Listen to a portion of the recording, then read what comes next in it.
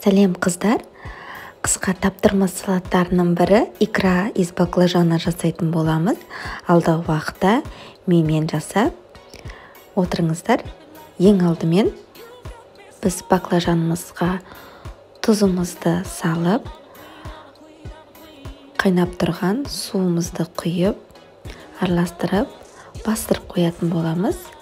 Яғни баклажанның қышқыл дәмі келмес үшін.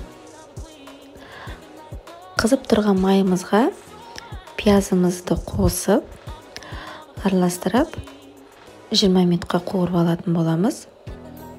20 минутқа қуырып болғаннан кейін ұсақтап туралған сәбізімізді қосып, қуырып аламыз.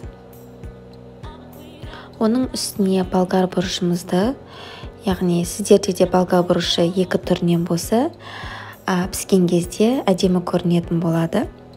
Бұны да 20 минутқа қақпағын жауып бұқтырып аламыз. Оның үстіне біз қызанағымызды қосамыз. Қызанағымызды қосқаннан кейін кейбіреулер су қосады екен. Судың қажеті жоқ. Өзінің суы жеткілікті деп ойлаймын. Бұны да 20 минутқа бұқтырып аламыз. Бұқтырып жатқан кезде баклажанымыздың суын төгіп,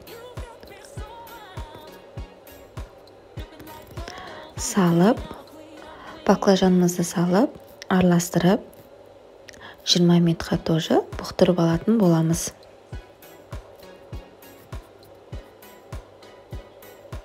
Ешқандай қиындығы жоқ, өте оңай салаттарының бірі.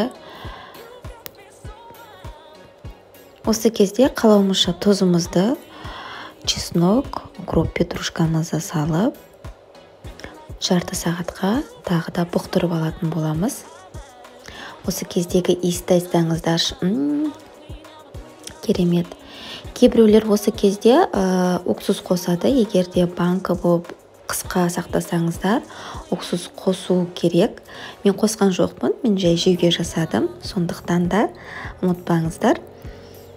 Менің YouTube каналым сіздерге ұнап жатса, колоколды басып, подписканы басып, коммент, лайктарыңызбен бөлісіп отырсаңыздар.